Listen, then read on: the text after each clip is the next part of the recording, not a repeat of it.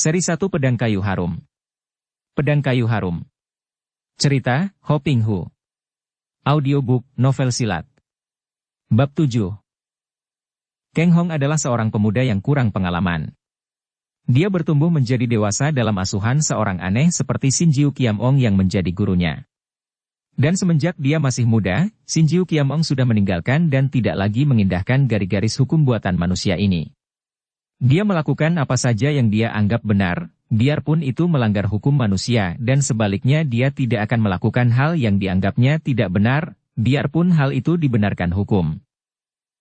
Maka timbullah perbuatan-perbuatannya yang menggemparkan karena tidak cocok dengan hukum manusia lain, permainan cinta dengan banyak wanita yang tertarik oleh ketampanan dan kegagahannya, pencurian-pencurian dan perampasan-perampasan benda-benda pusaka, pertolongan-pertolongan tanpa melihat bulu, dan pertentangan-pertentangan lain yang mengakibatkan dia dimusuhi orang-orang gagah sedunia.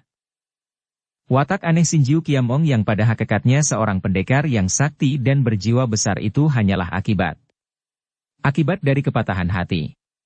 Di waktu masih muda, baru berusia 22 tahun dan baru saja menikah 2 tahun dengan seorang wanita yang cantik jelita, masih belum mempunyai keturunan, pada suatu malam pendekar muda yang sakti ini, yang baru pulang dari perantauan selama sebulan, menemukan istrinya yang tercinta itu sedang melakukan hubungan dengan seorang pria lain, sahabat baiknya sendiri.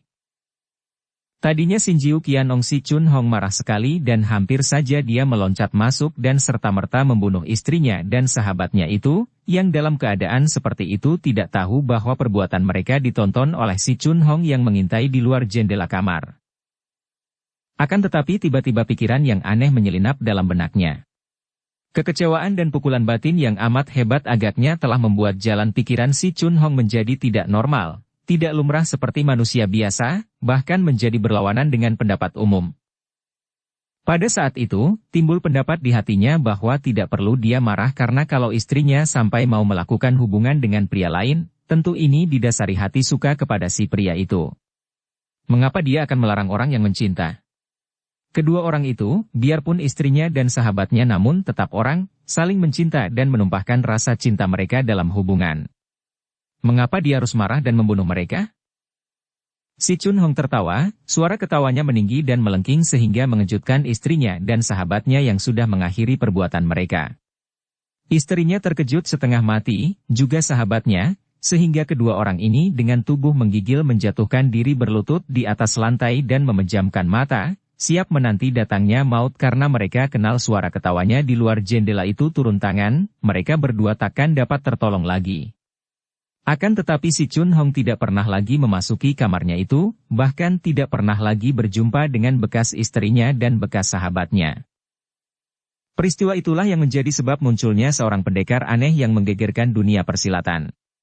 Si Chun Hong melakukan hal-hal yang bagi manusia biasa dianggap jahat dan keji, tidak lumrah dan dia dikutuk oleh banyak tokoh Kang Ou. Berkasihan dengan wanita manapun juga, bahkan wanita-wanita yang telah menjadi istri orang lain, kalau dasarnya suka sama suka, dia tidak segan melakukannya. Banyak sekali wanita yang tergila-gila kepadanya karena memang di waktu mudanya Si Chun Hong merupakan seorang pria yang gagah perkasa dan tampan. Kini Si Chun Hong sudah tidak ada lagi akan tetapi dia mewariskan seluruh miliknya kepada murid tunggalnya, yaitu Chia Keng Hong. Seluruh sinkangnya dia berikan, seluruh pusakanya dia tinggalkan untuk muridnya, bahkan sebagian wataknya dia wariskan sehingga kini, dalam usia 18 tahun, Keng Hong telah melayani Angkiam Tok Sian Li Be Cui Im, dan sekarang, untuk kedua kalinya dia berkasihan dengan seorang gadis Wasanpai yang mengaguminya dan jatuh hati kepadanya. Kalau gurunya tidak peduli akan hukum susila karena pernah patah hati menyaksikan istrinya berzina dengan sahabatnya, adalah Keng Hong melakukan hal itu semata-mata karena dia menganggap hal itu wajar dan benar, sesuai dengan nasihat-nasihat mendiang gurunya. Dia tidak memperkosa, dia tidak memaksa, dia dan Chiang Bi sama-sama mau, cocok sudah dengan pesan suhunya, maka tentu saja hal itu sudah benar dan baik. Sim Chiang Bi, gadis remaja yang dikuasai nafsu berahinya sendiri, sudah seperti mabuk dan buta bahwa dia telah melakukan pelanggaran garis hukum. Lupa bahwa garis hukum susila itu diadakan oleh manusia semata-mata untuk melindungi dan membela nasib hidup dan kebahagiaan wanita. Lupa bahwa hubungan di luar pernikahan, si wanitalah yang akan menanggung akibat-akibat pahit getir, bahkan yang akan dapat menyeretnya ke lembah kesengsaraan, mungkin ke lembah kehinaan. Manusia tidak dapat membebaskan diri daripada hukum-hukum manusia yang sudah tersusun dan bertumpuk ribuan tahun lamanya. Alam sendiri sudah menjatuhkan kodrat bahwa si wanitalah yang akan menderita akibatnya, yaitu kehamilan.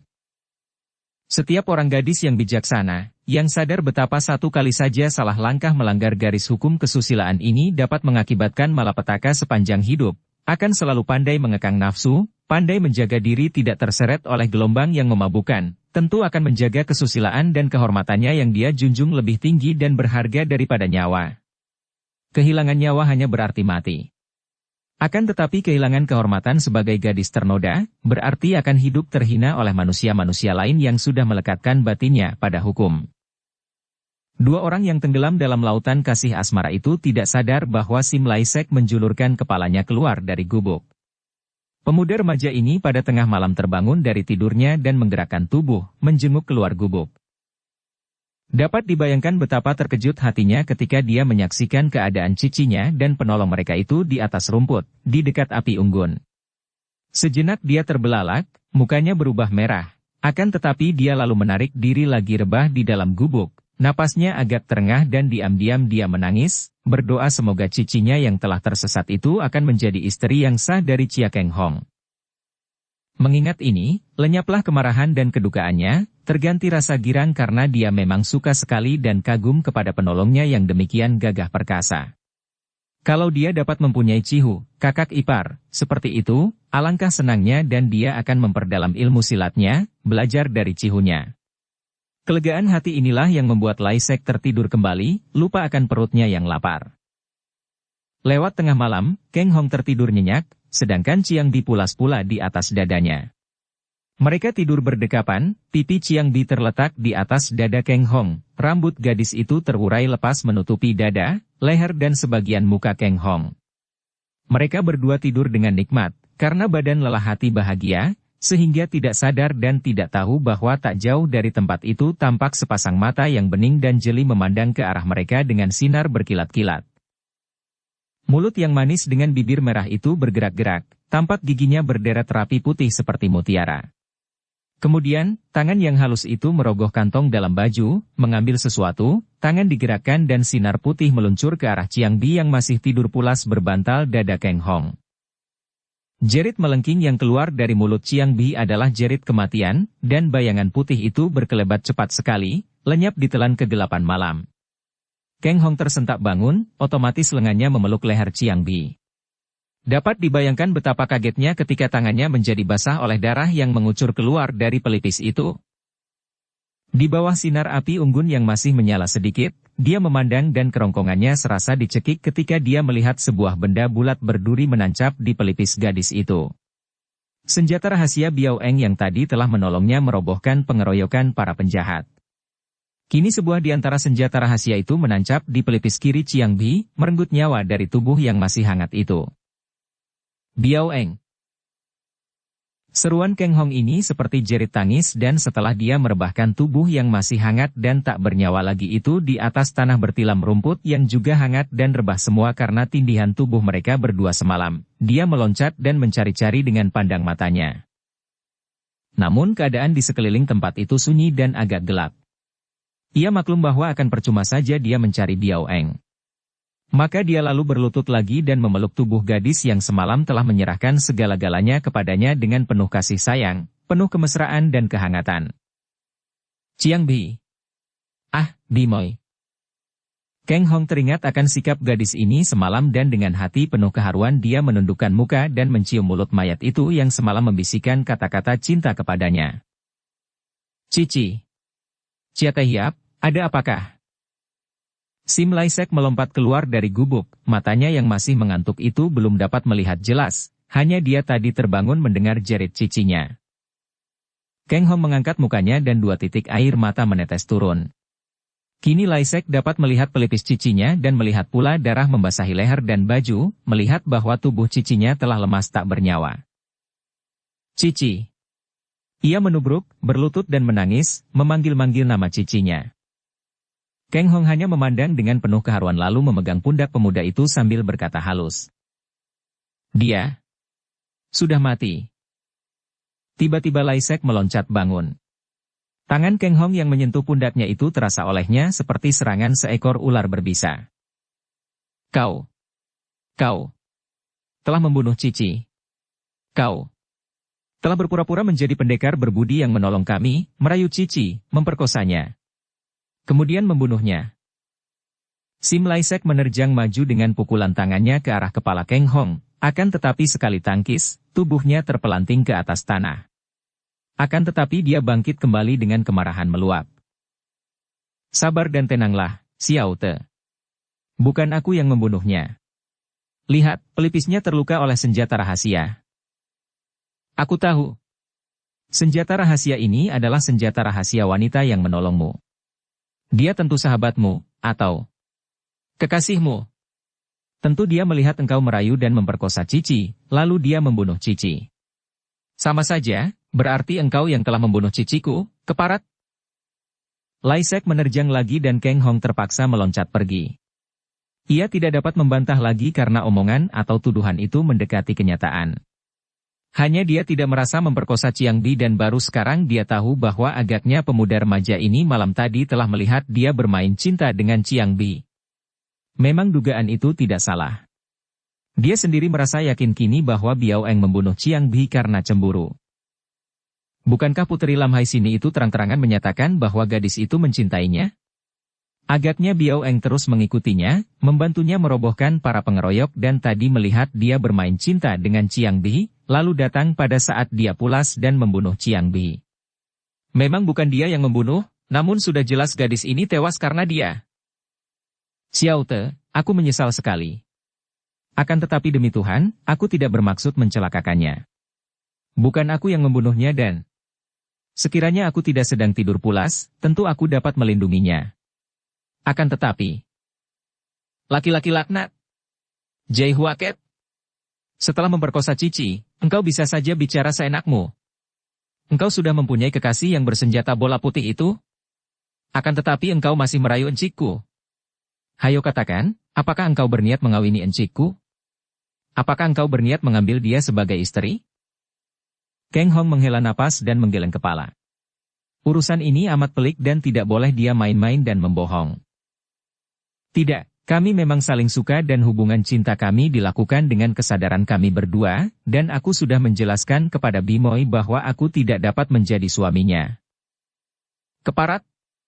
Jahanam. Sudah kuduga seperti itu. Kalau aku tahu tentu malam tadi sudah kuremukkan kepalamu. Lai Sek kembali berteriak-teriak dan menerjang maju. Keng Hong merasa bingung dan berduka sekali. Ia maklum bahwa tidak mungkin dia dapat menenangkan dan menyabarkan hati pemuda yang sedang diamuk kemarahan dan kesedihan itu, maka dia lalu meloncat jauh dan melarikan diri, pergi dari tempat itu. Jalan satu-satunya yang paling baik hanyalah menjauhkan diri pada saat seperti itu. Perhitungannya memang tepat. Setelah maklum bahwa tak mungkin mengejar Keng Hong yang tingkat kepandaiannya jauh lebih tinggi, Lai Sek kembali berlutut dan menangisi jenazah kakaknya dengan sedih. Setengah malam dia menangis sampai matahari muncul dan penduduk dusun pergi ke sawah ladang. Para penduduk terheran dan terkejut, apalagi setelah mendengar dari pemuda itu bahwa kakak perempuan pemuda itu terbunuh oleh penjahat malam tadi. Mereka menaruh kasihan dan beramai-ramai mereka itu membantu Lai Sek mengurus jenazah Chiang Bi dan menguburnya di tanah pekuburan dusun itu secara sederhana. Pada keesokan harinya, ketika malam sedang gelap, sesosok bayangan hitam datang ke dalam tanah kuburan itu dan berlutut di depan gundukan tanah yang masih baru. Bayangan ini menangis dan dia bukan lain adalah Keng Hong. Sampai semalam dia berkabung dengan penuh kedukaan di depan kuburan itu, dan baru pada keesokan harinya dia meninggalkan kuburan baru itu, pergi secepatnya meninggalkan dusun di mana Chiang Bi dimakamkan, meninggalkannya akan tetapi membawa pergi kenangan sedih yang takkan pernah dapat terlupakan. Hatinya penuh kedukaan, bukan semata karena kematian Chiang Bi, akan tetapi yang lebih daripada itu, adalah karena kekejaman Biao Eng. Ia suka kepada Biao Eng, perasaan suka yang aneh dan berbeda kalau dibandingkan dengan rasa suka kepada wanita lain seperti kepada Cui Im dan Chiang Bi, suka bukan semata karena kecantikan gadis Puteri Lam Hai Sini itu, melainkan karena pribadinya, dan mungkin sekali karena dia mengingat bahwa gadis itu adalah puteri suhunya, Puteri Sin Jiu Kiam Ong. Inilah agaknya yang membuat dia merasa suka kepada gadis itu, dan kini kenyataan betapa putri suhunya itu berhati kejam seperti iblis. Membunuh Chiang Bi yang sama sekali tidak berdosa, benar-benar mendatangkan rasa duka di hatinya di samping rasa marah terhadap Biao Eng. Kang Hong melakukan perjalanan cepat, tujuannya adalah Kunlun San karena dia ingin kembali ke Kiam Kok San, yaitu puncak di mana terdapat batu pedang tempat suhunya menggemblengnya selama 5 tahun. Dia harus pergi ke sana, mengambil pedang Siang Kok Kiam yang memang dia sembunyikan di puncak Kiam Kok San. Ketika dia turun gunung setelah tidak berhasil mencari rahasia penyimpanan barang-barang pusaka gurunya, dia maklum akan bahayanya kalau dia membawa Siang Kok Kiam turun gunung, maka dia lalu membuat sebuah pedang tiruan, pedang dari kayu harum pula yang dia dapatkan di puncak, pedang yang mirip dengan Siang Kok Kiam. Ia menyembunyikan pedang Siang Kok Kiam tulen di balik tumpukan batu karang dan membawa turun pedang palsu. Tepat seperti yang telah diduganya, begitu turun gunung pedangnya menimbulkan keributan dan terpaksa dia menyerahkan pedang palsu itu kepada Kiang Tojin. Kini, pedang tulen masih berada di puncak Kiam Kok San. Setelah mengalami banyak hal yang amat tidak enak, bertemu dengan orang-orang pandai yang memusuhinya, dia tahu bahwa dia harus kembali ke sana, harus menggembleng dirinya seperti yang dipesankan suhunya.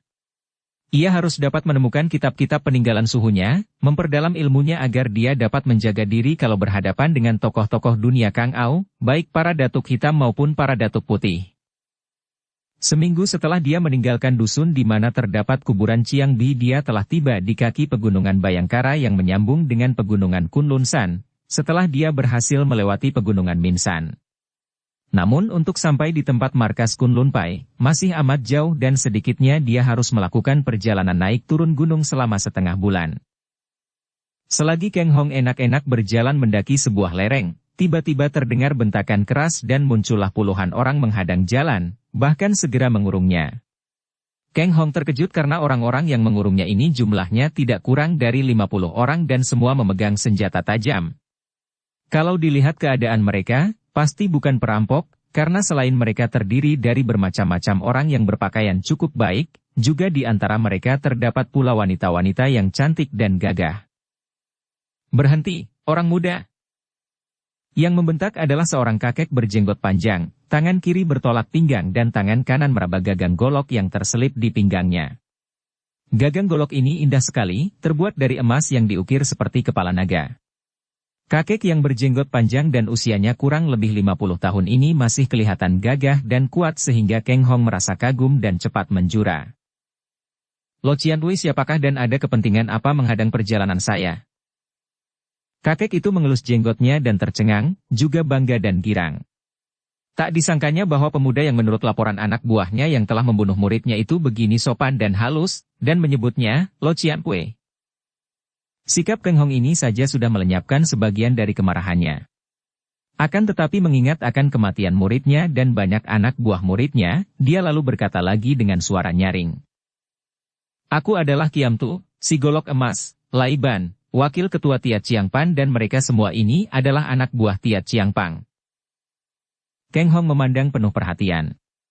Ia belum pernah berurusan dengan orang-orang Tiat Chiang Pang, perkumpulan tangan besi. Hanya pernah mendengar bahwa perkumpulan ini adalah sebuah perguruan silat yang lumayan besarnya dan kabarnya membantu atau memihak kepada pemerintahan utara. Maaf, menurut ingatan saya, tidak pernah saya berurusan dengan pihak Lo Qianwei, maka entah kesalahan apa yang telah saya lakukan di luar kesadaran saya terhadap Tiat Chiang Pang, mohon Lo Qianwei suka memberi penjelasan. Lai Ban makin suka kepada pemuda ini. Ia lalu menoleh ke belakang dan bertanya dengan suara keras. Hei, benar inikah bocah yang kalian maksudkan itu? 3 orang muncul, laki-laki tinggi besar yang segera menuding ke arah Kang Hong dan berkata. Benar, Ji Pangcu, ketua kedua, dia inilah bocah setan yang telah membunuh Kiang Tuako dan mengaku bernama Chia Kang Hong. Teringatlah Kang Hong sekarang bahwa 3 orang ini terdapat di antara anak buah penjahat yang mengeroyok Chiang Bi. Ketika dia membela gadis itu di depan kuil dalam hutan, dia merobohkan kepala penjahat yang wajahnya seperti Kuan Kong tokoh zaman Semkok yang bersenjata golok. Kemudian setelah dia merobohkan beberapa orang, diam-diam dibantu pula oleh Biao Eng dengan senjata rahasianya, sisa gerombolan itu melarikan diri. Agaknya 3 orang ini lalu melapor, dan sungguh di luar dugaannya bahwa kepala penjahat yang brewok dan bersenjata golok besar itu adalah anak murid Tiat Chiang Pang. Kiam Tulaiban si golok emas itu memandang kepada Keng Hong dengan pandang mata tidak percaya. Pemuda halus tutur sapanya dan lemah lembut gerak-geriknya inikah yang telah menewaskan muridnya? Sukar untuk dipercaya. Orang muda, benarkah engkau bernama Chia Keng Hong? Tidak keliru, Lo Cianbue. Nama saya adalah Chia Keng Hong. Benarkah engkau telah membunuh muridku Pun Kiong di depan kuil tua di dalam hutan dekat dusun Chiang Chong? Keng Hong menggeleng kepala. Saya tidak tahu siapa yang menjadi murid Lo Cianbue, akan tetapi memang benar saya telah membunuh beberapa orang anggota penjahat yang hendak berlaku keji dan mengganggu dua orang enci dan adik. Keng Hong berhenti dan lehernya seperti tercekik karena dia teringat kepada Chiang Bihi, nona cantik jelita yang tewas secara mengerikan di tangan Song Bun Siuli Biaoeng itu. Kakek itu menggerakkan alisnya dan matanya mulai menyinarkan kemarahan. Kalau begitu benar engkau yang membunuh muridku dan anak buahnya. Bocah lancang, mengapa kau membunuh mereka? Berani engkau menghina Tiat Chiang Pang dengan membunuh seorang anak muridnya. Maaf, Lo Cianbue. Saya tidak tahu bahwa dia itu murid Lo Cianbue atau anak murid Tiat Chiang Pang. Saya hanya tahu bahwa mereka itu amat jahat, hendak menghina seorang gadis baik-baik. Engkau seperti orang baik-baik, bukan orang jahat. Akan tetapi mengapa engkau selancang itu? Apakah engkau anak murid Hua Sanpai? Bukan, Lo Cianbue. Kalau bukan, mengapa membela orang-orang Hua Sanpai? Keng Hong terdesak. Kakek ini benar pandai berdebat sehingga dia tersudut oleh pertanyaan-pertanyaan itu. Saya hanya melihat seorang gadis dan adiknya. Diganggu orang-orang jahat. Chia Keng Hong. Bagaimana kau bisa membedakan bahwa gadis dan adiknya itu orang-orang baik dan anak buah muridku orang-orang jahat? Kakek itu membentak, membuat Keng Hong tertegun karena memang tentu saja dia tidak dapat membedakan. Hanya dia membantu Chiang Bi dan Lai Sek berdasarkan rasa kasihan melihat seorang gadis dikeroyok banyak laki-laki tinggi besar. Tentu karena gadis itu cantik dan kami laki-laki mana bisa melawan kecantikannya, teriak seorang di antara mereka yang dahulu mengeroyok Keng Hong dan ucapan ini disebut dengan suara ketawa. Chia Keng Hong, agaknya engkau seorang pemuda hijau yang baru saja muncul di dunia Kang Ou. Akan tetapi menurut pelaporan anak buah muridku, engkau lihai sekali. Dari golongan atau partai manakah engkau? Siapa gurumu? Maaf, saya bukan dari golongan manapun dan guruku yang sudah meninggal tidak boleh diganggu namanya. Harap Lo Cianbue jelaskan, kesalahan apakah yang telah saya lakukan dalam membela gadis dan adiknya yang dikeroyok itu? Kami orang-orang gagah dari Tiat Chiang Pang adalah pendukung-pendukung gerakan Raja Muda Yung Lo di utara yang perkasa dan yang sepatutnya dan seharusnya menjadi kaisar yang menguasai seluruh tanah air. Akan tetapi Hua Sanpai begitu tak tahu malu untuk membela kaisar palsu yang kini berkuasa di selatan, yang secara tak tahu malu mengangkat diri sendiri menjadi kaisar padahal sesungguhnya singgasana menjadi hak Raja Muda Yung Lo. Sudah seringkali terjadi bentrokan antara anak murid pihak kami dengan anak murid Hua Sanpai, maka setelah terjadi bentrokan lain di dusun Chiang Chong, tanpa melihat perkaranya, engkau langsung turun tangan membantu pihak Hua Sanpai dan membunuh orang-orang kami. Tidak salahkan itu? Keng Hong terkejut sekali. Hal ini sungguh tak pernah disangkanya, bahkan ketika dia bercakap-cakap dengan Chiang Bi, gadis itu tidak pernah menyebut-nyebut tentang itu, tidak pernah bicara tentang permusuhan antara Hua Sanpai dan Tiat Chiang Pang yang diakibatkan perbedaan faham itu. Ia merasa menyesal juga mengapa dia tergesa-gesa turun tangan membunuh orang. Ternyata perbuatannya itu menimbulkan kemarahan di pihak Tiat Chiang Pang. Betapapun juga, Keng Hong seorang yang berwatak jantan yang diwarisinya pula dari suhunya. Dia tidak mengenal takut apalagi karena dia merasa bahwa perbuatannya dalam urusan ini tidak salah. Menurut ajaran suhunya, dalam kebenaran dia harus berani menghadapi apa saja, bahkan mati pun bukan apa-apa kalau mati dalam kebenaran. Lebih baik mati dalam kebenaran atau membela kebenaran daripada hidup dalam keadaan tercemar dan terhina karena kejahatan. Tentu saja baik atau jahat menurut penilaiannya sendiri. Dan betapapun dia pertimbangkan, dia tidak merasa salah dalam hal itu. Maaf, Lo Cianbue. Baru sekarang setelah mendengar penuturan Lo Cianbue, saya tahu akan persoalannya. Akan tetapi pada waktu hal itu terjadi, saya hanya tahu bahwa ada seorang gadis muda dikeroyok banyak laki-laki tinggi besar yang mengeluarkan ucapan-ucapan menghina. Tentu saja saya turun tangan membela wanita itu, karena bukankah hal itu merupakan tugas seorang gagah yang menjunjung tinggi kebenaran dan keadilan? Sekarang, ternyata ada sebab-sebab lain tersembunyi dalam perkelahian itu, sebab-sebab yang tidak saya ketahui. Semua telah terjadi, sekarang saya berhadapan dengan Lo Cianpui. Harap jelaskan, apa yang harus saya lakukan dan apa pula yang akan Lo Cianpui lakukan terhadap saya. Kembali kakek itu diam-diam menjadi kagum. Terang bahwa bocah ini bukan bocah sembarangan dan mulailah dia percaya bahwa pemuda ini memiliki kelihayan yang luar biasa, murid seorang sakti yang tentu amat terkenal. Biarpun dia merasa kagum dan sayang, namun sebagai ketua Tiat Chiangpang, dia harus membela perkumpulannya dan harus menuntut atas kematian murid Tiat Chiangpang agar tidak ditertawai dan dipandang rendah dunia Kang Ou, apalagi dipandang rendah oleh Hua Sanpai. Chia Keng Hong, ucapanmu membuktikan bahwa kau seorang laki-laki sejati yang tidak menyangkal perbuatan yang telah kau lakukan. Kau telah mengaku bahwa kau telah membunuh murid Tiat Chiangpang, karena itu, aku sebagai wakil ketua Tiat Chiangpang berkewajiban untuk menangkapmu dan membawamu ke depan ketua kami untuk menerima keputusan dan hukuman. Keng Hong mengerutkan alisnya dan menggeleng kepala. Permintaanmu ini sukar sekali untuk dapat saya terima, Lo Cianwei, karena apapun yang telah terjadi, saya berbuat demi kebenaran dan kebaikan, sedikit pun tidak mengandung dasar yang jahat dan buruk, sedikit pun tidak merasa salah. Karena itu, saya tidak dapat menghadap Tiat Chiangpang Chu, ketua, untuk menerima hukuman.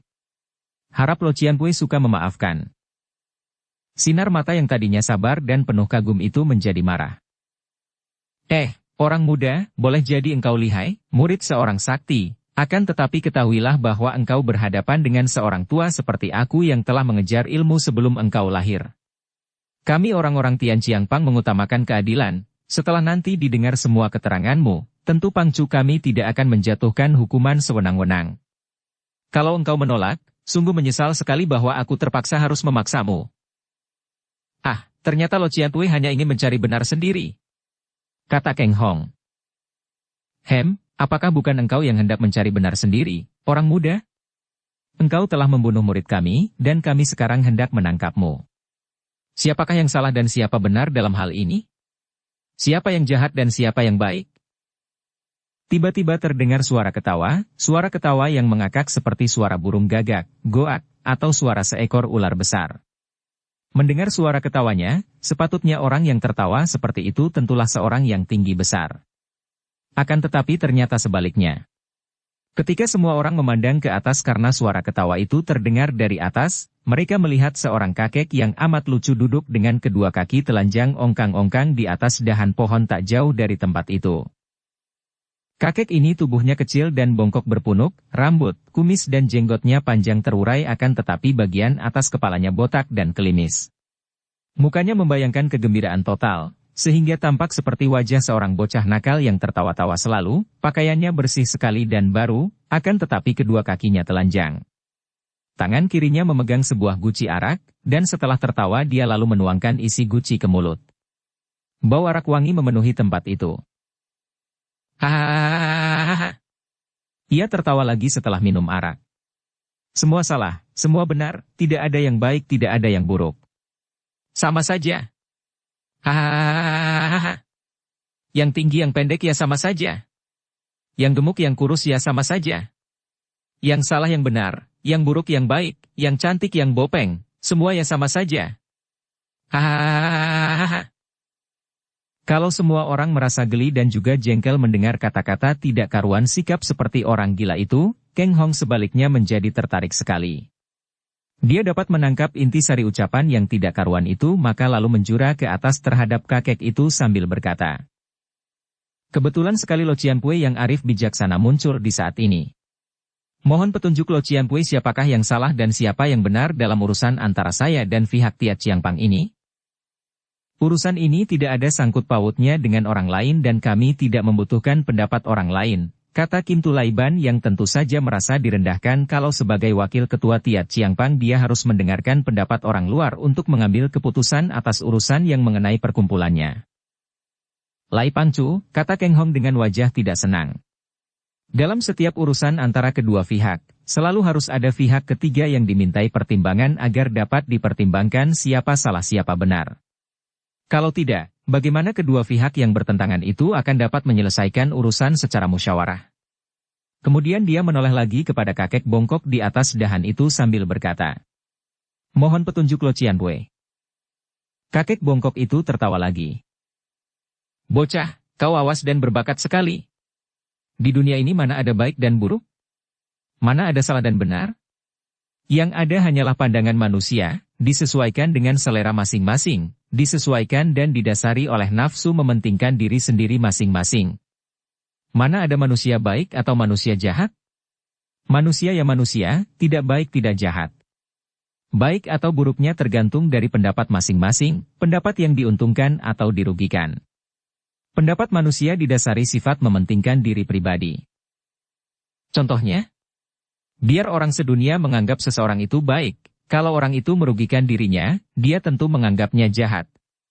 Sebaliknya, biar orang sedunia menganggap seseorang jahat, kalau orang itu menguntungkan dirinya, dia tentu akan menganggapnya baik. Demikian pula perbuatan. Perbuatan ya perbuatan.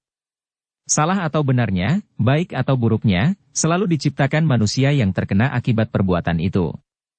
Kalau menguntungkan, dianggapnya benar, kalau merugikan, salahlah perbuatan itu. Buktinya sekarang ini. Perbuatan bocah ini merugikan pihak Tia Chiangpang, tentu saja oleh pihak Tia Chiangpang dianggap salah dan jahat. Padahal, bagaimanakah sifat perbuatan itu sesungguhnya? Tanyakan kepada pihak murid-murid Hua Sanpai yang oleh perbuatan bocah ini diuntungkan terhindar dari kekalahan, tentu saja perbuatan ini dianggapnya benar dan baik. Mana yang benar? Baik atau jahat? Salah atau benar? Ya sama saja. Hahaha. Wakil ketua Tia Chiangpang dan anak buahnya menjadi marah dan mendongkol. Akan tetapi diam-diam Keng Hong terkejut dan kagum. Kata-kata yang kedengarannya tidak karuan artinya itu sekaligus mencakup segala rahasia pertentangan dan keributan yang selalu timbul tiada henti-hentinya di atas bumi di antara manusia. Rahasia daripada timbulnya segala bentuk pertentangan telah tercakup dalam kata-kata kakek bongkok itu, ialah bahwa semua pertentangan timbul karena manusia memperebutkan kebenaran yang sesungguhnya selalu didasari oleh sifat mementingkan diri pribadi. Maafkan saya, Lo Cianbue yang bijaksana. Kalau kebenaran dan kebaikan sepalsu yang Lo Cianbue katakan, bagaimanakah sesungguhnya yang asli? Hehehe, tidak ada yang asli, tidak ada yang palsu. Yang benar dan baik bagi diri sendiri bukanlah kebenaran, yang benar dan baik bagi orang lain tanpa dipaksakan dalam pengakuannya barulah mendekati kebenaran. Ah, amat dalam dan sukar dimengerti wejangan Lo Cianbue.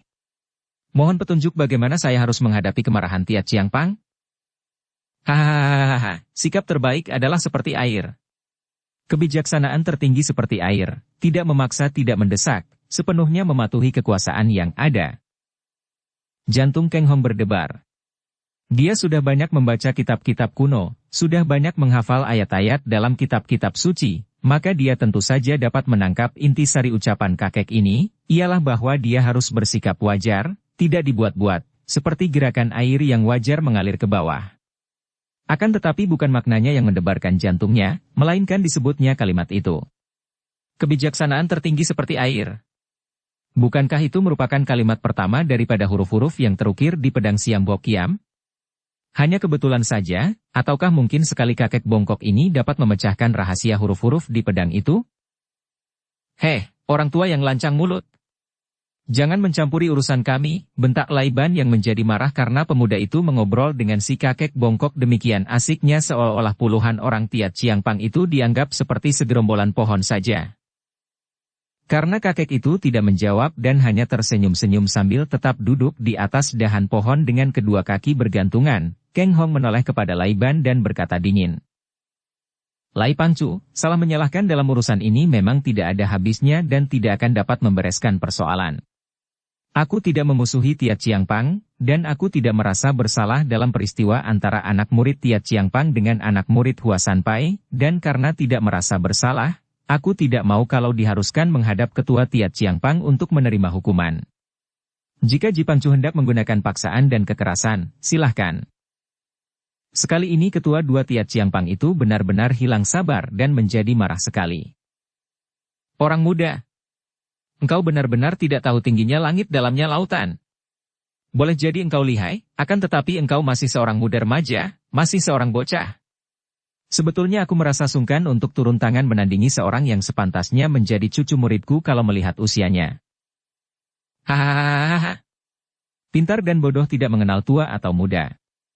Yang makin tua makin tolol amat banyak, yang muda-muda sudah pintar seperti orang muda ini pun tidak jarang. Siapa sih orangnya yang tahu akan tingginya langit dan dalamnya lautan? Hehehe. Kakek bongkok itu tertawa-tawa lagi sambil memberi komentar, seolah-olah dia sedang menonton pertunjukan yang lucu. Kintu Laiban menjadi makin marah. Kakek tua yang lancang mulut. Pergilah engkau dari sini, jangan mencampuri urusan orang lain. Kalau tidak, akan kuseret turun engkau. Wah, ini aturan mana, ya? Sebelum kalian datang aku sedang enak-enakan tidur di pohon ini. Kalian datang membikin ribut sampai aku terkejut dan terjaga dari tidurku. Menurut patut, aku yang menegur kalian. Kalau kalian mengenal malu, pergilah dari sini dan carilah tempat lain untuk main ribut-ribut agar tidak mengganggu orang. Kintu Laiban membentak kepada dua orang sutenya. Seret dia turun dan tendang dia jauh-jauh dari sini. Dua orang sutenya itu adalah orang-orang yang sudah memiliki kepandaian tinggi. Di dalam perguruan Tia Chiangpang, terdapat sebuah ilmu yang dipakai ukuran tinggi murid-muridnya, yaitu ilmu Tia Chiangkang, tangan besi. Kedua tangan atau sebelah tangan saja, digembleng dan dilatih sedemikian rupa sehingga tangan itu menjadi kuat dan kebal seperti besi. Makin hebat latihannya, makin kuat tenaga sinkang si murid, makin kebal dan kuat tangan besinya. Kekuatan tangan besi inilah yang dijadikan ukuran tingkat. Tingkat pertama tentu saja diduduki oleh ketuanya yang bernama Ou Bengkok, adapun tingkat kedua diduduki oleh Kiam Tu Laiban. Kini, kedua orang sute yang menghampiri pohon di mana duduk kakek bongkok dan yang menerima tugas untuk menyeret turun kakek itu, adalah orang-orang tinggi besar dan kuat sekali, apalagi karena mereka telah menduduki tingkat keempat di Tia Chiangpang yang menandakan bahwa ilmu, tangan besi, mereka sudah amat hebat. Orang tua bongkok. Engkau sudah mendengar permintaan Jipangcu kami, harap lekas turun dan pergi karena kami merasa tidak enak sekali kalau harus menggunakan kekerasan terhadap orang kakek tua seperti engkau, kata seorang di antara dua murid Tia Chiangpang tingkat 4 itu. Hehehe, apakah sih artinya kekerasan? Kalian hendak menggunakan kekerasan seperti apa? Aku sejak tadi duduk di sini dan hanya tertawa bicara, hanya menggunakan kelemasan, duduk mengandalkan kelemasan kaki, bicara mengandalkan kelemasan lidah. Akan tetapi kalian ini agaknya suka sekali akan barang yang serba keras. Agaknya, lebih baik lagi kalau Tia Chiang, tangan besi, ditambah dengan Tia Sim, hati besi. Kekerasan seperti inilah. Seorang di antara mereka tiba-tiba menghantamkan tangan kanan dengan jari-jari terbuka ke arah batang pohon itu. Krak! Hebat bukan main hantaman tangan yang penuh dengan hawa Tia Chiangkang itu. Batang pohon yang besarnya sepelukan orang itu, sekali kena dihantam tangan besi itu, menjadi patah dan tumbang. Tentu saja tubuh kakek bongkok yang duduk di dahan pohon itu ikut pula terbawa roboh ke bawah. Akan tetapi, ketika dua orang tokoh Tia Chiangpang itu siap hendak menubruk dan menyeret kakek cerewet itu pergi, tiba-tiba hanya tampak bayangan berkelebat dan tahu-tahu kakek bongkok itu sudah berjongkok lagi di atas dahan pohon lain sambil terkekeh-kekeh.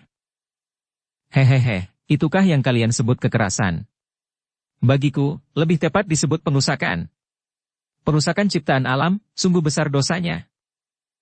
Karena merasa bahwa mereka diejek dan ditertawakan dua orang tokoh Tia Chiangpang itu menjadi makin marah. Mereka berlari menghampiri pohon besar di mana kakek itu kini berjongkok di atas dahan, lalu mereka berdua secara berbareng memukul batang pohon yang amat besar itu. Kembali terdengar suara yang lebih keras daripada tadi dan batang pohon itu tumbang, membawa dahan-dahan dan daun-daun berikut tubuh si kakek bongkok. Seperti tadi pula, bagaikan seekor burung saja, kakek itu telah meloncat seperti terbang melayang dan hinggap di atas pohon lain. Cara dia bergerak meloncat benar-benar amat mengagumkan. Selain cepat dan ringan, juga aneh gerakannya karena dalam meloncat, kakek ini mengembangkan dan menggerak-gerakkan kedua lengan seperti sayap burung. Dua orang tokoh Tia Chiangpang makin penasaran sehingga mereka terus mengejar dan memukul tumbang semua pohon yang dijadikan tempat mengungsi kakek itu sehingga dalam waktu tak berapa lama, belasan batang pohon telah tumbang. Wah wah wah, kalian berdua ini dapat menjadi tukang-tukang penebang pohon yang amat baik dan menguntungkan sekali, hehehe. Kakek bongkok itu tertawa-tawa. Sute, tahan. Tiba-tiba Kim Tu Laiban berseru. Kedua orang sutenya itu lalu mundur, akan tetapi muka mereka merah dan mata mereka melotot ke arah kakek bongkok yang kini masih duduk ongkang-ongkang di atas dahan sebuah pohon lain, agak jauh dari situ karena pohon-pohon yang berdekatan telah tumbang semua. Asal kakek itu tidak mencampuri urusan secara langsung, biarkan dia menggoyang lidahnya, setidaknya dia sudah tahu bahwa Tia Chiangpang tak boleh dibuat bermain-main. Kemudian Laiban menghadapi Keng Hong dan berkata, "Orang muda, engkau sudah melihat sendiri kehebatan pukulan Tia Chiangpang dari kedua suteku. Aku tidak ingin menggunakan kekerasan terhadapmu. Kalau kau menyerahkan diri tanpa perlawanan, kami pun akan membawamu ke hadapan Pangcu tanpa kekerasan." Semenjak tadi, Keng Hong memandang kakek bongkok dengan penuh perhatian. Dia dapat menduga bahwa kakek itu bukan sembarang orang, akan tetapi yang paling menarik hatinya adalah bunyi kalimat yang merupakan kalimat yang terukir di pedang Siang Bo Kiam. Ingin dia bertanya tentang kalimat itu kepada si kakek bongkok, akan tetapi dia masih menghadapi urusan dengan orang-orang Tia Chiangpang ini, maka dia harus dapat membereskan urusan ini lebih dulu. Tadi dia melihat kehebatan pukulan dua orang tokoh Tia Chiangpang itu dan dia maklum bahwa orang-orang ini benar-benar amat lihai dan memiliki pukulan maut yang amat kuat. Dalam hal ilmu silat, tentu saja dia masih kalah jauh, akan tetapi dalam hal sinkang, mereka itu tidak ada artinya baginya. Juga dia memiliki kecepatan gerakan yang jauh melampaui mereka. Lai Pangcu, kedua orang sutemu telah mendemonstrasikan kelihayan dan hal ini hendak kau pergunakan untuk menundukkanku, apa bedanya itu dengan kekerasan? Tidak, Pangcu, karena aku tidak merasa bersalah, aku tetap tidak mau kau bawa pergi menghadap ketua kalian di Tia Chiangpang. Bocah, kau benar-benar keras kepala, teriak seorang di antara dua orang sute Laiban yang tadi mengejar-ngejar si kakek bongkok. Mereka masih terlalu penasaran dan marah karena merasa dipermainkan si bongkok, kini mereka seolah-olah hendak menimpakan kemarahan mereka kepada Keng Hong.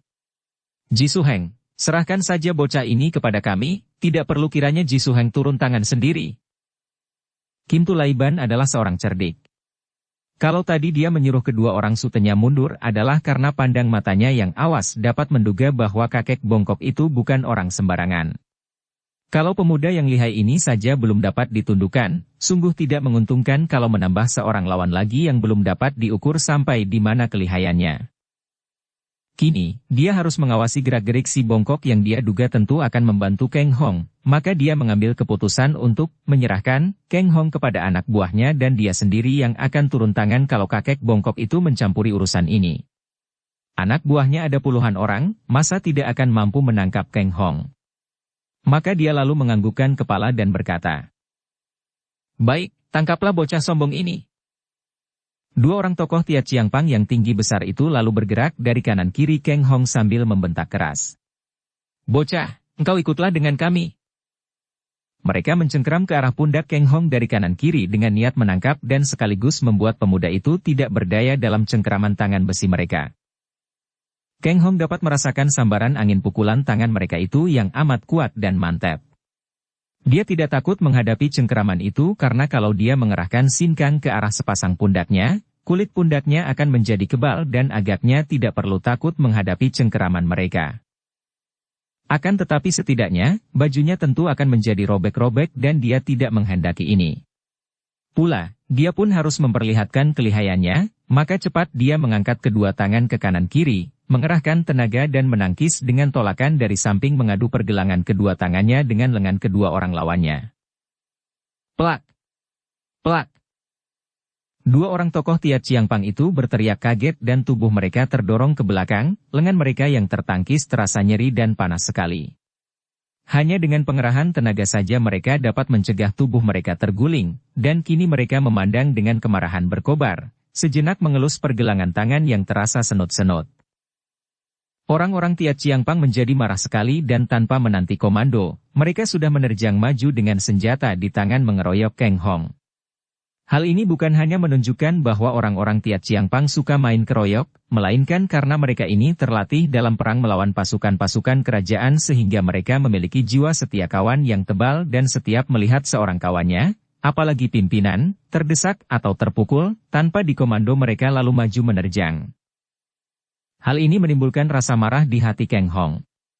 Tadinya dia tidak marah, hanya ingin berpegang kepada kebenaran menurut faham dan pendapatnya sendiri dalam urusannya dengan orang-orang Tiat Chiang Pang, maka dia pun tidak berniat untuk menurunkan tangan maut. Akan tetapi, sekarang melihat betapa puluhan orang itu bergerak seperti semut mengeroyoknya, dia menjadi marah dan membentak keras. Kalian manusia-manusia curang tak tahu malu. Dan tubuhnya lalu menerjang ke depan, sambil mengerahkan tenaga pada kedua lengannya, Keng Hong menangkis, mencengkeram dan memukul. Karena para pengeroyoknya hanyalah para anggota Tiat Chiang Pang rendahan, maka berturut-turut robohlah 6 orang yang mengeroyok dari sebelah depan. Tiba-tiba angin pukulan yang amat dahsyat menghantam dari arah belakang dari kanan kiri menuju ke punggung Keng Hong. Pemuda ini terkejut karena angin pukulan ini hebat bukan main.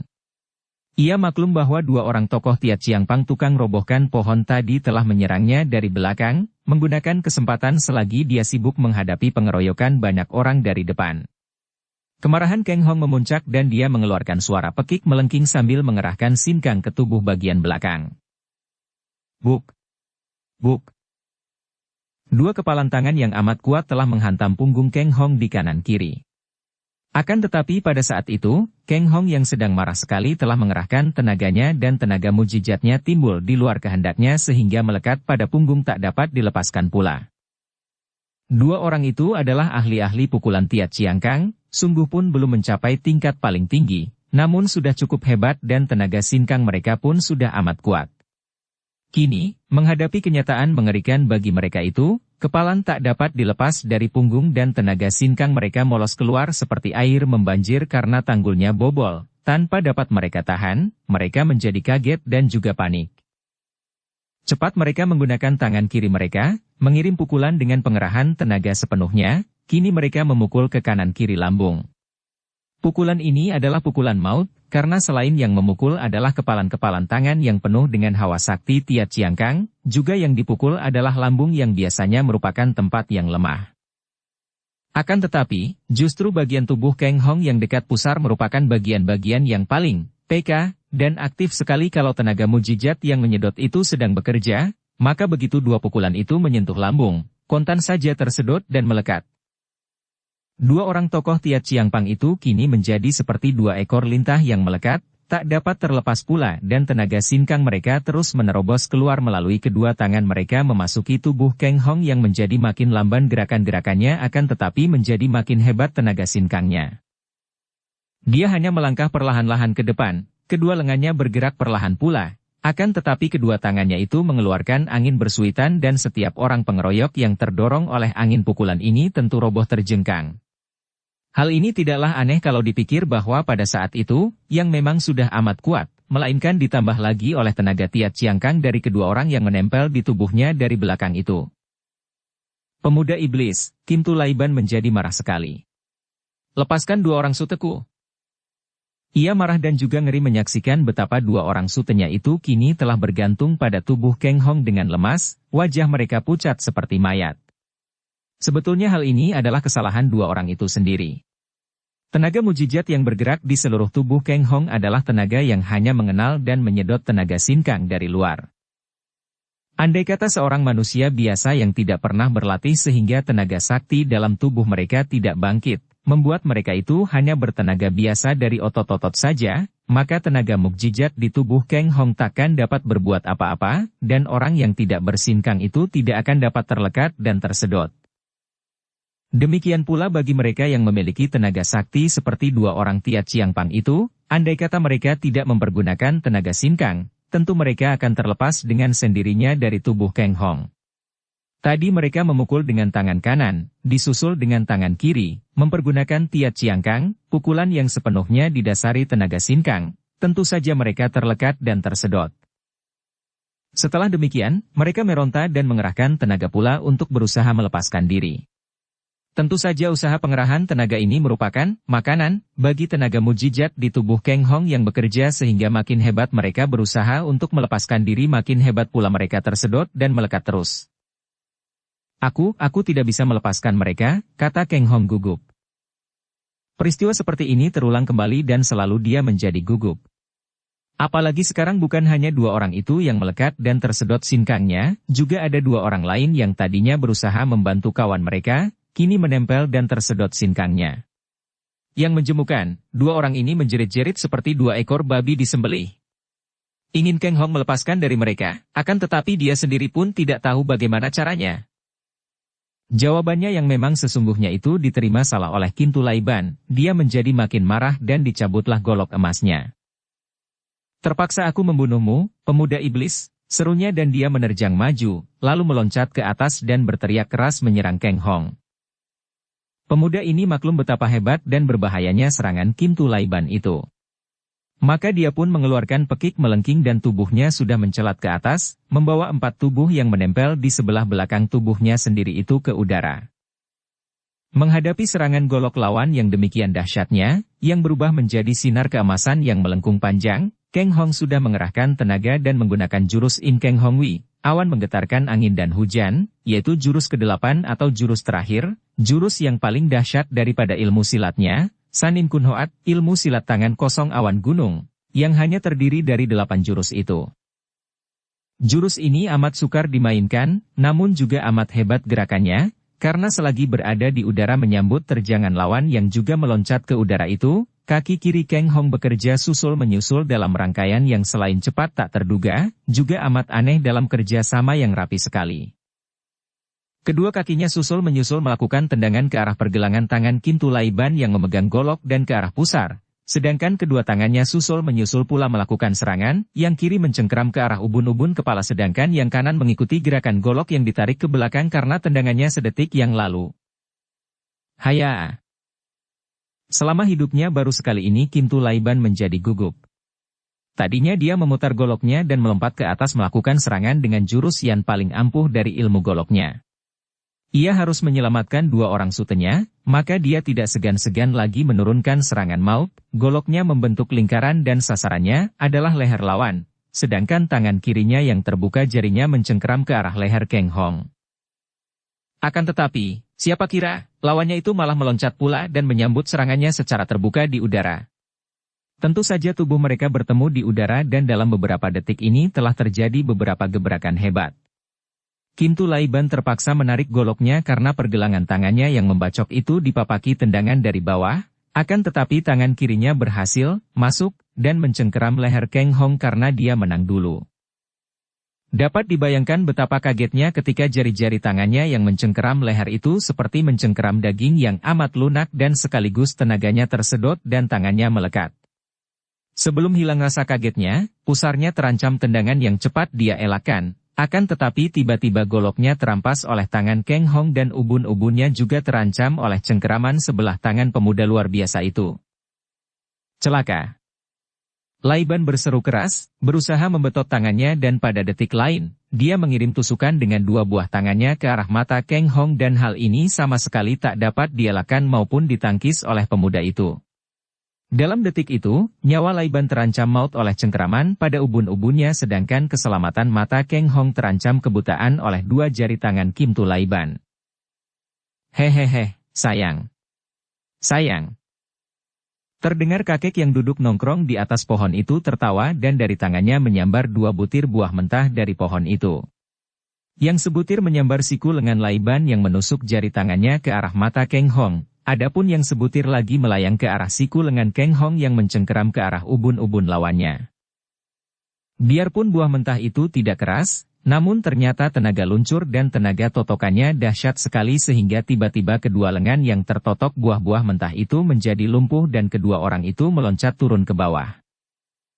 Untung bagi Laiban bahwa ketika dia tertotok oleh buah mentah yang melayang tadi, kelumpuhannya membuat dia terlepas dari tenaga mujizat Kang Hong yang menyedot dan menempelnya sehingga dia dapat meloncat ke bawah.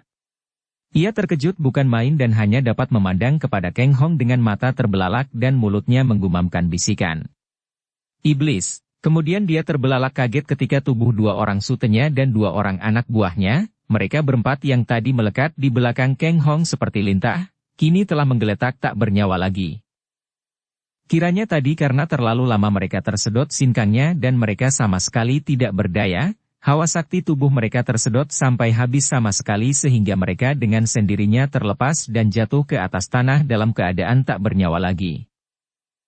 Melihat ini, Kim Tu Laiban menjadi makin marah dan selagi dia bersiap untuk mengerahkan anak buahnya yang sangat banyak dan mengeroyok mati-matian untuk menebus kematian dua orang sutenya, tiba-tiba Kang Hong meloncat pergi, melempar golok rampasannya ke atas tanah sambil berseru. Lo Cian Pui, tunggu dulu.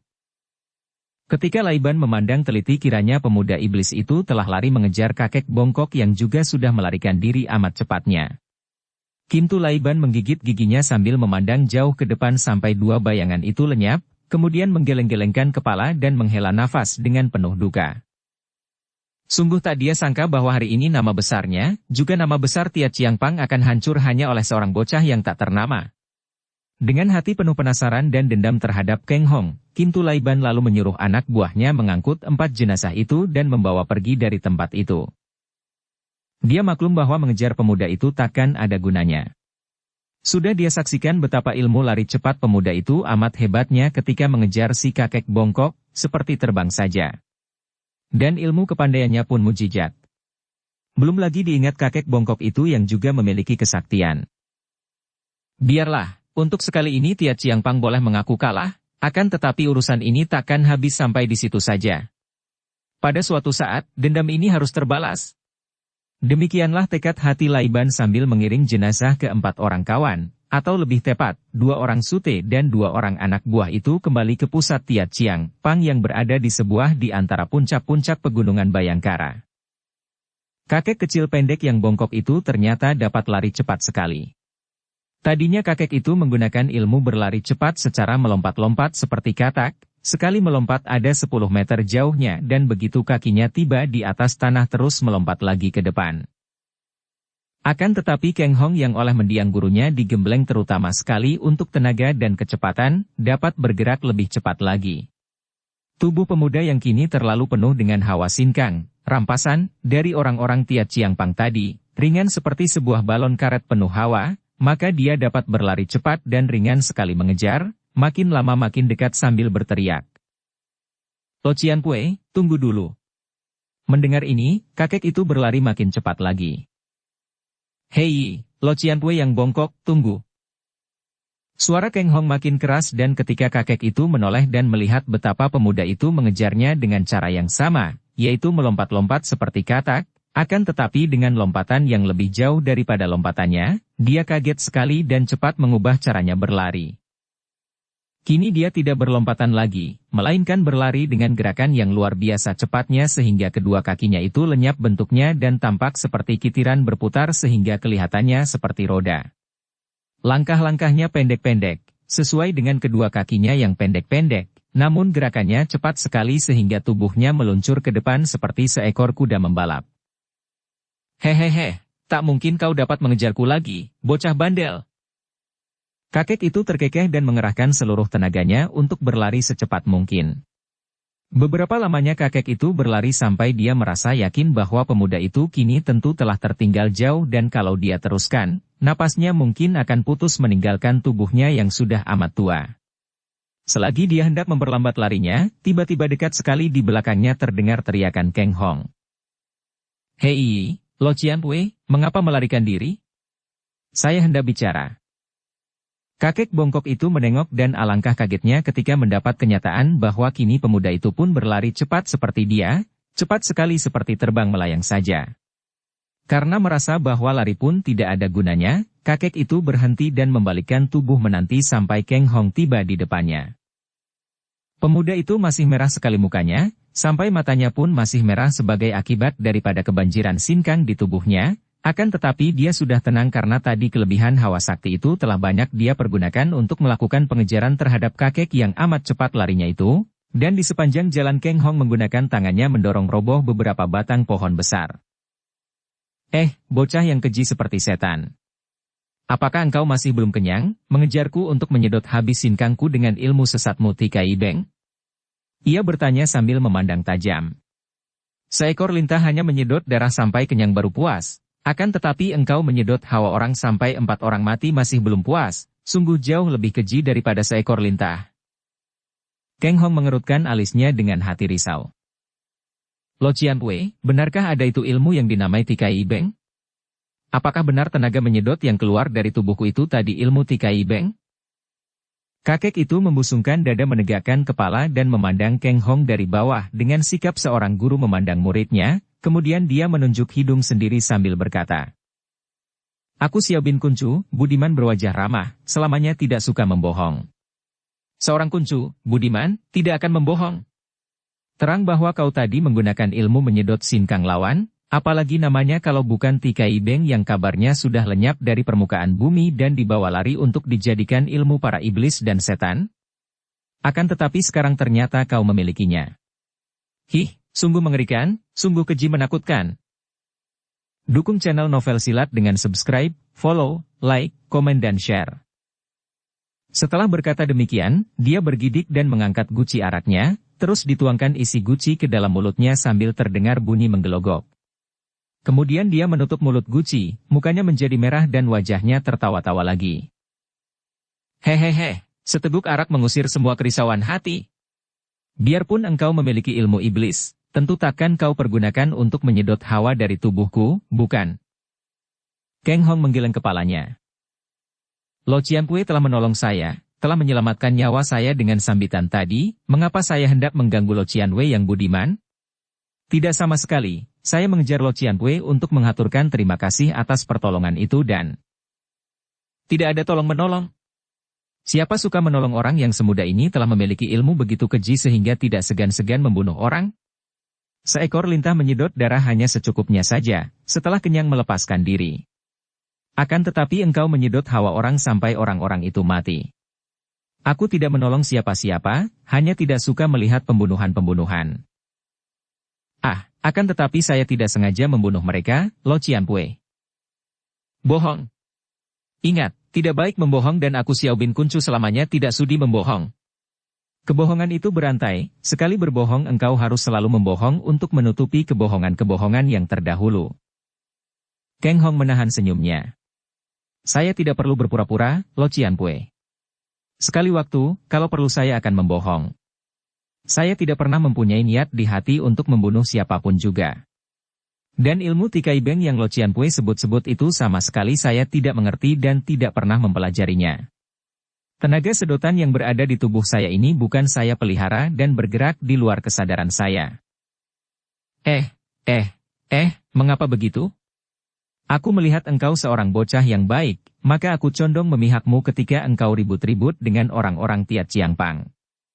Akan tetapi aku kecewa melihat engkau mempergunakan ilmu yang sesat itu. Dan sekarang kau mengatakan tidak sadar akan ilmu itu? Sungguh luar biasa.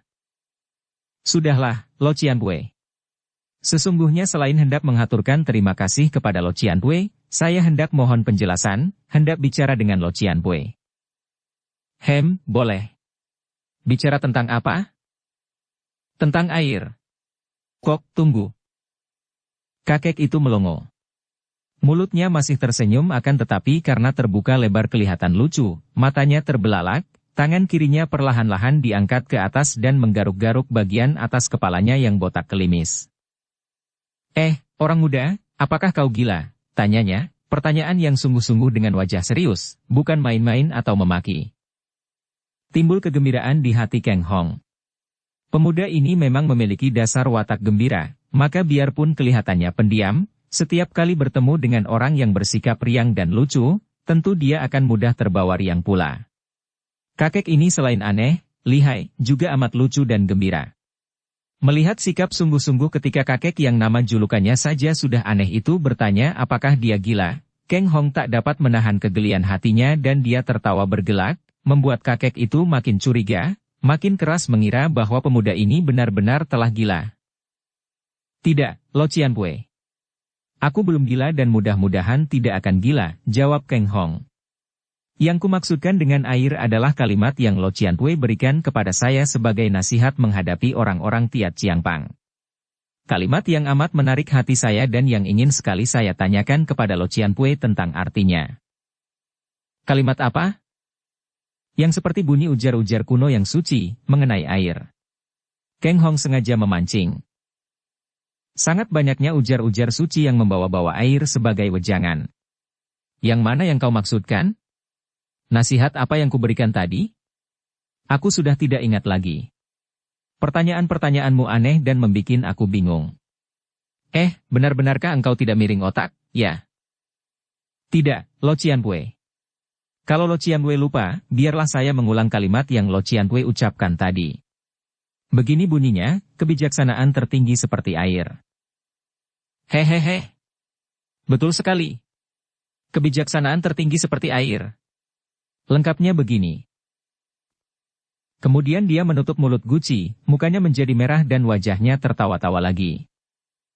Kebijaksanaan tertinggi seperti air yang memberi manfaat kepada segala sesuatu mengalir ke tempat rendah yang tak disukai orang karena itu sifatnya berdekatan dengan Tu.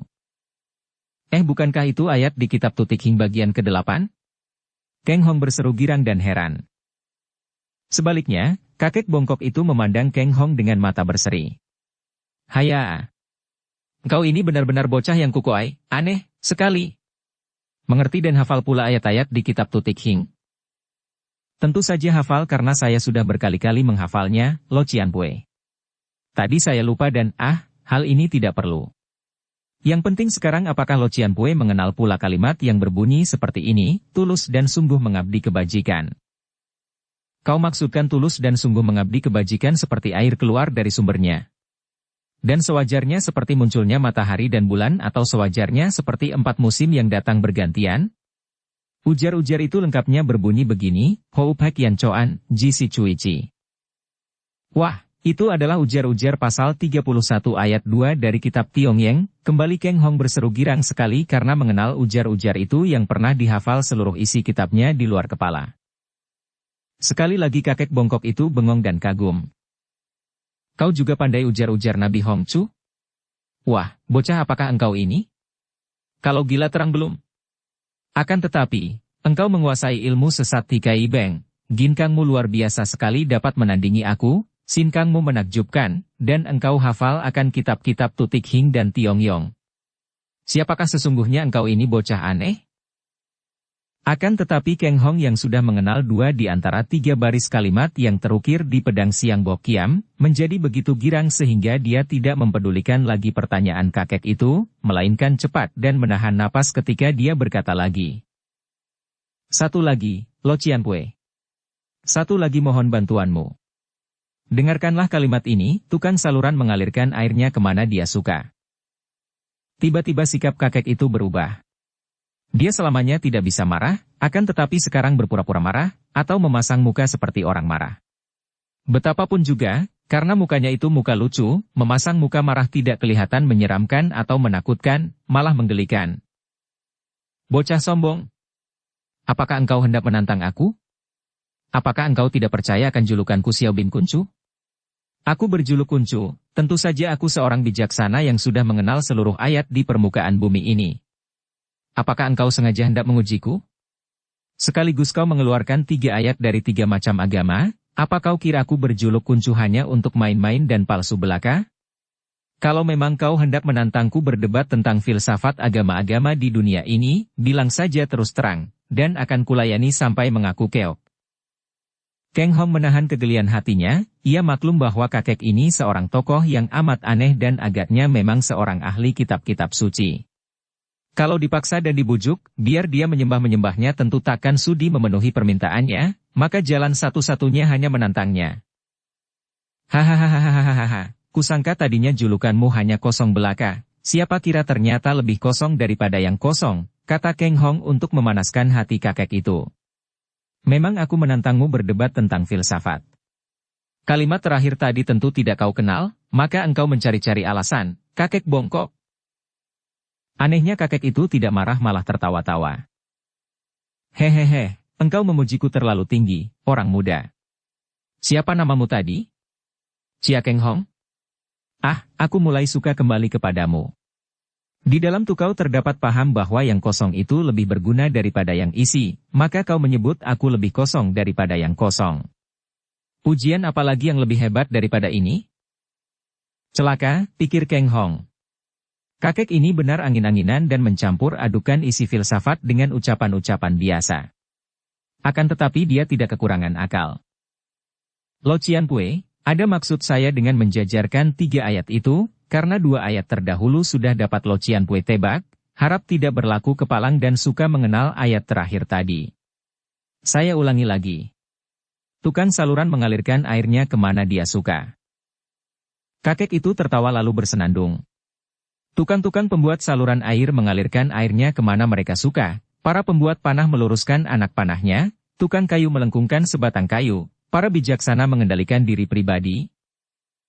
Keng Hong meloncat dan berjingkrak-jingkrak saking senangnya. Hahaha. Itulah ayat ke-80 dari kitab Jalan Suci Kebajikan, Dhammapada. Kakek itu melangkah dekat dan menantang. Tak perlu mengejek. Kalau engkau memang seorang ahli dalam filsafat dari isi kitab suci dari 3 agama, mari berdebat dengan aku. Kalau aku kalah, aku akan membuang julukan kuncu dan akan mengaku engkau sebagai guru. Keng Hong yang tadinya menari-nari kegirangan karena merasa dapat memecahkan arti 3 baris kalimat yang terukir di atas pedang Siang Hokiam, tiba-tiba berdiam dan mengasah otaknya. Kalau sudah mengenal, lalu bagaimana lanjutannya? Bagaimana artinya yang berhubungan dengan rahasia penyimpanan pusaka-pusaka peninggalan gurunya? Ia mendapat akal dan ingin mempergunakan pengertian yang mendalam dari kakek yang berjuluk Xiao Bin Kuncu itu untuk mencoba membongkar rahasia yang tersembunyi di balik 3 baris kalimat itu. Baiklah, Lo Cianpue.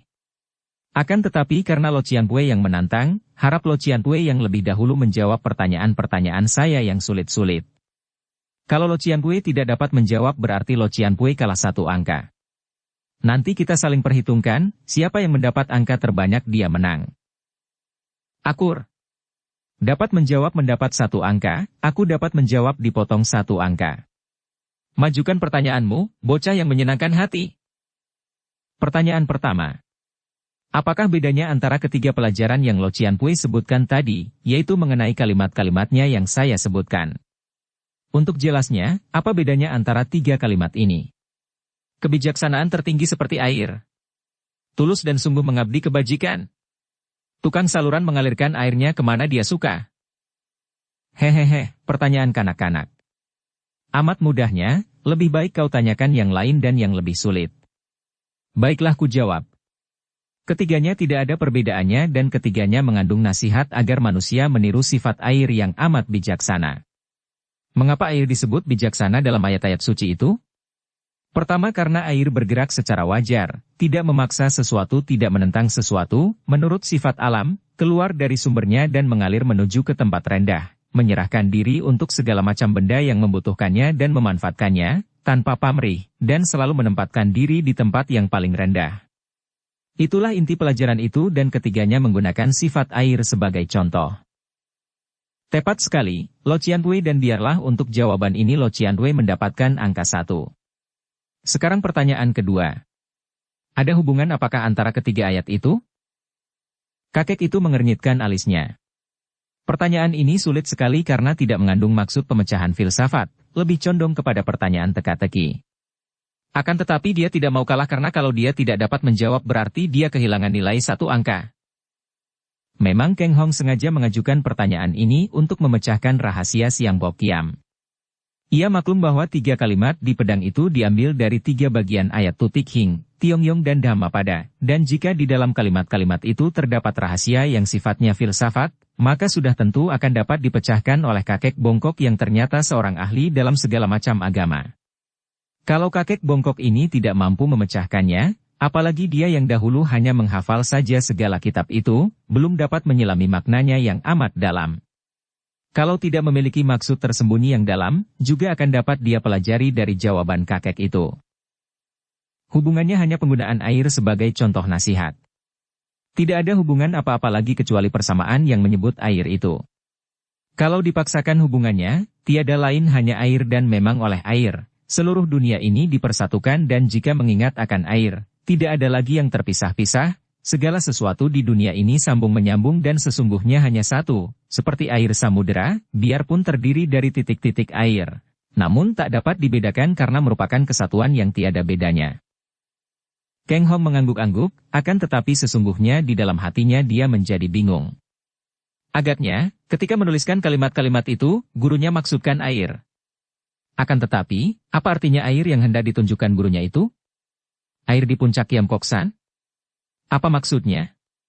Air selalu mengalir ke tempat rendah. Dan di puncak itu ada sebuah kolam kecil yang menampung semua air yang jatuh dari langit, baik air hujan maupun air dari embun dan dari kolam ini, air mengalir ke bawah seperti sebuah sungai kecil, hanya 2 kaki lebarnya, terus ke bawah melalui celah-celah batu karang. Bagus sekali jawabanmu, Lo Cianpue. Biarlah aku kalah 2 nilai. Sekarang pertanyaan ketiga. Kalau ada orang menuliskan 3 buah kalimat tadi bersambung, dengan niat untuk memberitahukan sesuatu yang rahasia, yaitu hendak menunjukkan sesuatu tempat rahasia, apakah maksudnya? Mata kakek itu terbelalak. Orang muda. Benar-benarkah engkau tidak gila? Kang Hong tersenyum lebar. Masih belum, Lo Cianpue. Kalau kelak sudah gila, akan kuberitahu kepada Lo Cianpue. Sekarang aku belum gila. Kita berdebat tentang filsafat, akan tetapi kau selalu mengajukan pertanyaan seperti anak-anak penggembala kerbau bermain teka-teki. Aku tidak sudi menjawab kalau kau hendak mempermainkan aku orang tua. Sungguh mati saya tidak mempermainkan Lo Cianpue. Pertanyaan saya ini amatlah penting bagi saya. Percayalah, Lo Cianpue, hanya 1 pertanyaan itu lagi saja. Setelah itu, saya akan bertanya kepada Lo Cianpue tentang filsafat yang amat tinggi dan yang belum tentu bisa dijawab oleh dewa sekalipun, yaitu tentang mati dan hidup dan isinya. Bagus. Nah, pertanyaan-pertanyaan seperti itulah yang seharusnya ku dengar. Hayo lekas ajukan pertanyaan-pertanyaan tentang mati atau hidup itu. Nanti dulu Lo Cianpue. Saya minta Lo Cianpue menjawab lebih dulu pertanyaan saya tadi. Apa kira-kira yang dimaksudkan oleh orang yang merangkai 3 kalimat itu untuk menunjukkan sebuah tempat rahasia? Kakek itu meraba-raba dagunya, kemudian menggaruk-garuk botaknya. Kau keras kepala. Akan tetapi agaknya orang yang meninggalkan tanda seperti itu adalah seorang yang suka bergurau, seorang yang merasa kesepian sehingga melihat air pun lalu timbul pikiran yang bukan-bukan untuk mempermainkan orang lain. Tentu dia maksudkan air yang mengalir. Mungkin tempat yang dia rahasiakan itu dapat dicapai menurutkan air yang mengalir ke bawah. Dan karena dalam kalimat itu tidak terdapat angka-angka, maka mungkin sekali angka-angka sebagai ukuran tempat itu diambil dari nomor-nomor ayat dan bagian dari ketiga ayat suci itu. Kebijaksanaan tertinggi seperti air, terdapat dalam tutik Hing bagian ke-8. Tulus dan sungguh mengabdi kebajikan adalah sifat-sifat kuncu seperti dinasihatkan dalam kitab Tiong-Yong bagian 31 ayat 2, adapun yang terakhir tukang saluran mengalirkan airnya kemana dia suka terdapat dalam kitab Dhamma pada pasal 6 ayat 80. Kalau diambil angka-angka dalam ketiga ujar-ujar itu, maka terdapat angka 8, 31, 26, dan 80. Jika dijumlahkan, menjadi 127. Mungkin itulah rahasianya, tempatnya mengikuti aliran air, dan jumlah ukurannya 127. Kang Hong hampir berjingkrak-jingkrak dan menari-nari lagi. Itulah agaknya. Tidak ada lain tafsiran dan perhitungan lagi. Itu tentu yang dimaksudkan mendiang suhunya. Rahasia Siang Kok Kiam. Rahasia tempat penyimpanan pusaka. Rahasia 3 baris kalimat di pedang kayu harum itu. Terima kasih, Lo Cianpue. Sungguh budi Lo Cianpue amat besar bagi saya. Setelah berkata demikian, Kang Hong membalikkan tubuhnya hendak pergi meninggalkan tempat itu. Nanti dulu, orang muda. Seekor kerbau diikat hidungnya, akan tetapi seorang manusia diikat mulutnya yang sudah berjanji. Engkau tadi berjanji akan mengajukan pertanyaan tentang mati atau hidup. Hayo penuhi janji lebih dulu, kemudian aku yang akan balas mengajukan pertanyaan-pertanyaan. Dalam kegembiraannya, Kang Hong tadi hampir lupa akan janjinya, maka sambil tertawa dia lalu berhenti dan menghadapi kakek itu lagi. Ia mengerutkan alisnya, berpikir dan mengingat-ingat. Banyak filsafat hidup yang dia ketahui, dan di dalam kesempatan itu, dia akan mengajukan pertanyaan yang dia sendiri belum dapat menjawabnya dan yang jawaban kakek itu akan dapat menambah pengertiannya tentang hidup dan mati. Pertanyaan pertama, Lo Cianpue. Untuk apa manusia hidup harus melakukan kebajikan? Hehehe, baru pertanyaanmu itu saja sudah tidak tepat, orang muda. Pertanyaanmu itu menyatakan bahwa seolah-olah kebajikan harus dilakukan untuk sesuatu. Padahal, sesuatu yang dilakukan dengan pamrih, bukanlah kebajikan lagi namanya. Seharusnya pertanyaan itu berbunyi, mengapa manusia hidup harus melakukan kebajikan? Nah, untuk pertanyaan ini kujawab begini dan dengarlah baik-baik, karena setiap orang manusia perlu mengetahui dan sadar akan hal ini. Kang Hong mengangguk-angguk dan mendengarkan penuh perhatian. Kebajikan merupakan kewajiban manusia hidup karena hidup itu sesuai dan selaras dengan alam, maka untuk menyesuaikan diri dengan alam yang memberi manfaat pada setiap benda, manusia pun harus memanfaatkan diri sebagai sebagian daripada alam. Adapun pemanfaatan diri inilah yang mengharuskan manusia berkewajiban untuk mengisi hidupnya dengan kebajikan. Kebajikan berarti segala perbuatan baik yang ditujukan kepada orang lain atau sesama hidup. Perbuatan baik dalam arti kata berbuat demi keuntungan dan kesenangan orang lain. Karena itu harus tanpa pamrih karena dengan begitu barulah kebajikan ini wajar, seperti alam sendiri yang memberi tanpa meminta, tanpa pamrih. Kebajikan yang dilakukan dengan pamrih berarti palsu, hanya merupakan kedok untuk menutupi nafsu sendiri. Contohnya, kalau engkau menolong seseorang dengan pamrih rahasia dalam hati sendiri yaitu agar supaya engkau memperoleh pujian, maka perbuatanmu menolong itu sesungguhnya bukanlah kebajikan karena dasarnya bukan untuk menolong melainkan melakukan daya upaya agar memperoleh pujian. Andai kata di sana tidak ada harapan untuk memperoleh pujian, tentu saja engkau takkan suka melakukan perbuatan itu. Kebajikan sejati yang tanpa pamrih adalah kebajikan yang dilakukan dengan kesadaran bahwa itu adalah sebuah kewajiban mutlak dalam hidup. Kalau manusia sudah membiasakan diri meletakkan kebajikan sebagai kewajiban hidup, maka pamrihnya akan lenyap karena perbuatan itu tidak dianggapnya baik atau buruk lagi, melainkan pelaksanaan tugas kewajiban hidup. Dan sebagaimana biasa, setiap kewajiban jika dilakukan dengan baik, akan mendatangkan rasa lega di hati dan lapang di dada. Kang Hong mengangguk-angguk. Banyak sudah dia membaca uraian tentang kebajikan yang harus dilaksanakan manusia hidup di dunia ini, ada yang muluk-muluk uraiannya, ada yang berbelit-belit. Uraian kakek ini sederhana sekali dan gamblang, mudah dimengerti dan juga mudah diterima oleh akal. Benda apakah yang tidak ada guna atau manfaatnya di dunia ini? Semua ada manfaatnya bagi makhluk lain, memberi dan memberi tanpa pamrih. Buah-buahan pada pohon, bunga-bunga indah, tanah dan air, angin dan hujan, matahari dan bulan, binatang-binatang. Manusia berakal budi, masa kalah oleh yang lain dalam mengusahakan agar dirinya bermanfaat bagi dunia dan isinya? Tentu saja manfaat yang ditimbulkan oleh perbuatan yang berguna dan menguntungkan sesamanya. Tidak melakukan kebajikan berarti sudah mengabaikan kewajiban hidup, apalagi melakukan hal yang menjadi lawannya, yaitu kejahatan. Bagus sekali uraian Lo Cianpue dan sudah membuka mata dan pikiran saya. Sekarang pertanyaan terakhir, Lo Cianpue. Bagaimanakah sikap manusia selagi hidup dan apa yang harus dilakukan sesudah mati? Kakek itu terkekeh. Hahaha, jangan engkau memasukkan dirimu ke dalam kelompok mereka yang merasa ngeri menghadapi kematian, orang muda. Patut dikasihani mereka itu yang takut menghadapi pengalaman yang belum pernah dialaminya itu, ketakutan karena bayangan-bayangan sendiri. Aku lebih condong kepada pelajaran Nabi Hongzhu yang mengingatkan murid-muridnya mengapa ingin mengetahui tentang kematian sedangkan tentang hidupnya sendiri saja belum tahu artinya dan belum dapat mengisinya dengan sempurna. Seperti lahir bukan kehendak manusia, mati pun bukan kehendak manusia. Oleh karena itu lebih baik tentang kematian kita serahkan saja pada pengurusnya karena itu bukanlah urusan atau wewenang manusia yang masih hidup. Yang terpenting sekarang adalah mengisi hidup, mempelajari tentang soal peri kehidupan dan lika-likunya, seluk-beluknya karena kita adalah manusia hidup selaras dan sesuai dengan kehendaknya, kita harus dapat menyesuaikan diri dengan apa yang ada di sekeliling kita. Menyesuaikan diri terhadap manusia lain yang kita hadapi. Menyesuaikan ke dalam lingkungan masyarakat di mana kita tinggal. Menyesuaikan diri dengan keadaan.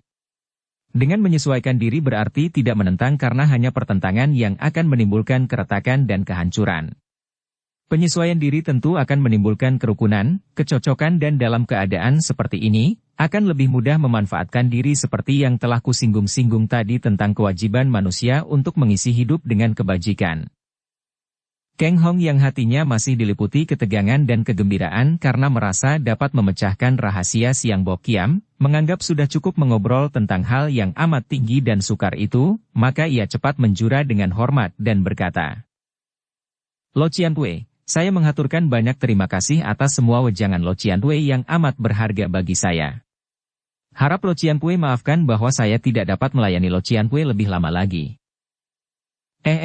Nanti dulu, orang muda. Engkau sudah mengajukan pertanyaan-pertanyaan yang semua sudah kujawab. Sekarang tiba giliranku untuk bertanya tentang. Saya mengaku kalah, Lo Cianpue. Memang Lo Cianpue hebat sekali dalam soal filsafat dan saya patut menjadi murid Lo Cianpue, bagaimana saya berani berdebat dengan Lo Cianpue? Sudahlah, saya mengaku kalah dan kelak kalau kita ada kesempatan bertemu lagi. Tentu saya akan menyediakan lebih banyak waktu untuk mendengarkan wejangan-wejangan Lo Cianpue yang amat berharga. Selamat tinggal. Kang Hong tidak memberi kesempatan lagi kepada kakek itu untuk membantah karena dia sudah cepat berkelabat melarikan diri sambil mengerahkan tenaganya. Ia mendengar kakek itu memanggil-manggil, namun dia tidak peduli dan berlari terus secepatnya. Dia kagum akan pengetahuan kakek itu tentang kitab-kitab suci dan ayat-ayatnya, kagum akan pandangan kakek itu tentang hidup. Akan tetapi dia merasa sangsi apakah kakek itu sudah dapat mengeterapkan semua teori dalam praktek, apakah kakek itu sudah dapat menyesuaikan 3 serangkai yang tak boleh dipisah-pisahkan dalam ilmu kebatinan, yaitu sesuainya hati, kata, perbuatan. Dia belum pernah menyaksikan sepak terjang kakek itu, akan tetapi orang telah berani memakai julukan kuncu, budiman bijaksana, sungguh amat meragukan. Akan tetapi setelah berlari jauh dan tidak melihat kakek itu mengejarnya, Kang Hong sudah melupakan lagi kakek itu. Pikirannya penuh dengan pemecahan rahasia Siang Bok Kiam. Semenjak turun dari Kiam Kok San, dia selalu bertemu dengan peristiwa-peristiwa hebat, bertemu dengan orang-orang yang berkepandaian tinggi dan beberapa kali terancam bahaya maut.